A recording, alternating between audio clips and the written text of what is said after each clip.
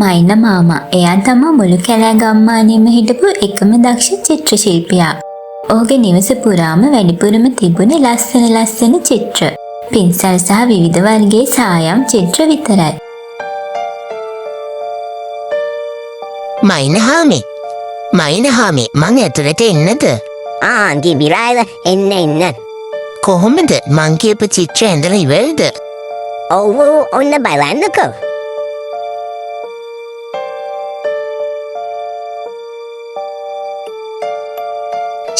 මට නම් අදහ ගන්නත් බෑ මයිනහාමි. ඔයා මගේ ඇලීසව ඒ විදිහටම ඇඳලා.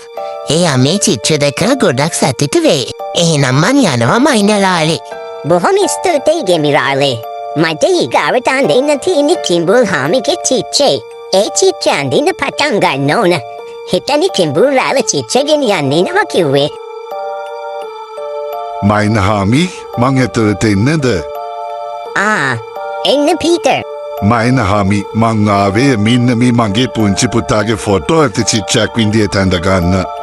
එයාගේ පන්දිනේ ලබන සතියේ සඳුදා තියෙන්නේ. මගේ චිත්‍ර අඳින්න පුළුවන් වෙයි නේද මයිනහාමි? පොඩ්ඩක් ඉන්නකෝ පීටර්. මම මේ බැලුවේ චිත්‍ර අඳින්න තවස්තේද කියලා. පුළුවන් පීටර් ලබන සතියේ සඳුදා වෙද්දී මට මේ චිත්‍ර ඇඳලා දෙන්න පුළුවන්. හොඳයි මයිනහාමි.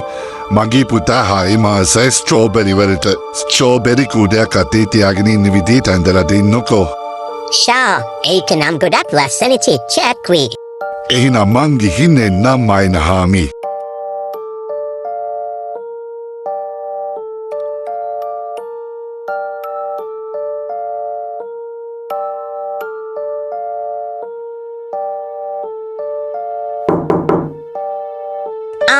මේ ඌරුරාලනේ එන්න ඇතුළට. හරිම අපූර්වයි මේ චිත්‍ර නම් මයිනහාමි. පුදුම ලස්සනක් තියෙන්නේ. මං දවස් ගානක් කිව්වා ලස්සනට චිත්‍ර අඳින කෙනෙක්ව.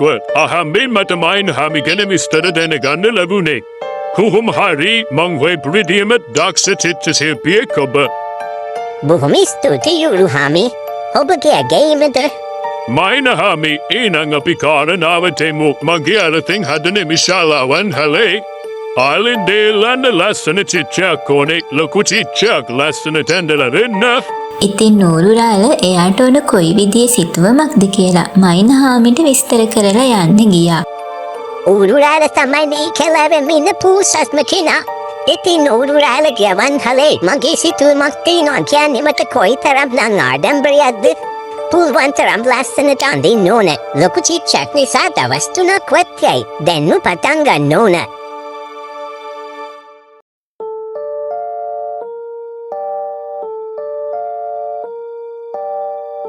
දැන් මේ චිත්‍ර අඳින්න දවස් 2ක්ම ගියා. අද තමයි 3 වෙනි දවස.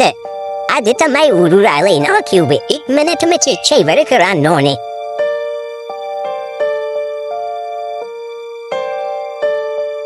මේ වෙලාවේ මයිනහාමි වැරදීමකින් ලිස්සලා ගියා. එතකොටම මයිනහාමිගේ අතේ තිබුණු සායම් ටික චිත්‍රයේ උඩට වැටුණා. අනේ දෙයියනේ මේ මොකක්ද උනේ? සායම් සේරම චිත්‍ර උඩට හැලුණා. ලස්සන චිත්‍රයක් ඇත්ත වුණා. අද තමයි ඌරුරාල චිත්‍ර ගෙනියන්නේ නම කිව්වේ. දැන් වෙන එකක් අඳින්න වෙලාවකුත් නෑ. ඌරුරාලට මම මොකද කියන්නේ? මේ සිදුවීම හැමෝටම ආරංචි වේ. මයිනහාමි ඔන්න මං කීපු වෙලාවට මාව මගේ චිත්‍ර ගන්න. ඌරුරාල ආවද මේ? ඇයි මේ මයිනරාල බය වෙලා. එහෙනම් බලමු මගේ චිත්‍රේ. චිත්‍ර දකින්නකම ඉවසිල්ලක් නෑ මට නම්. ඌරුරාල පොඩි වැරැද්දක් වුණා. චිත්‍රේ නම් පාට කරා ඒත් ඇයි කිව්වේ මයිනහාමි? චිත්‍රෙට මගේ අතින් සායම් හැලුණා. මොකක්? මයිනහාමි? අනේ මගේ චිත්‍රේ.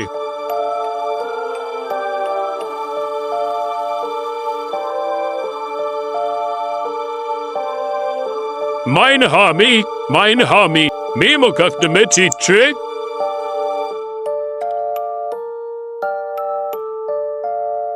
මයිනහාමි ඔයා බොරුවට නෙමේ බය වෙලා තින්නේ. මට නම් මේ චිත්‍රයට සායම් වැටිලා මුතු ලස්සනත් පේනවා. මං ඒ ලස්සනට කැමති. ඒ කාලෙත්ම විදිය චිත්‍රයක්. සාම්ප්‍රදායික චිත්‍රයකට වඩා වෙනස් වගේ චිත්‍රයක්. මං ඒකට කැමති. මොකක් උරුරායල? ඔයා මේ චිත්‍රයට කැමති? ඔව් මම මේ චිත්‍ර මගේ අවන්හලේ අලින් දෙලන්නත් කැමති. හරිම ලස්සන චිත්‍රයක්. මොකක්? මට හිතාගන්න බෑ. එහෙම තමයි මයින්හාමි. සමහර වෙලාවට වෙන වැරදීම් නිසා වෙනස් මලක් නව නිර්මාණයක් බිහි වෙනවා. මේ වගේ වැරදිලා තින්ත විසිරිලා නිමවුන ලස්සන චිත්‍රයක්.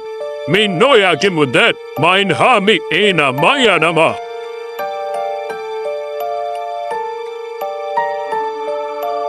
දවස් කාලේ මෙහෙම ගත වෙලා ගියා. මාසයකට පස්සේ ඌරුරාල නැවතත් ආවා මයින්හාමිව හොයාගෙන.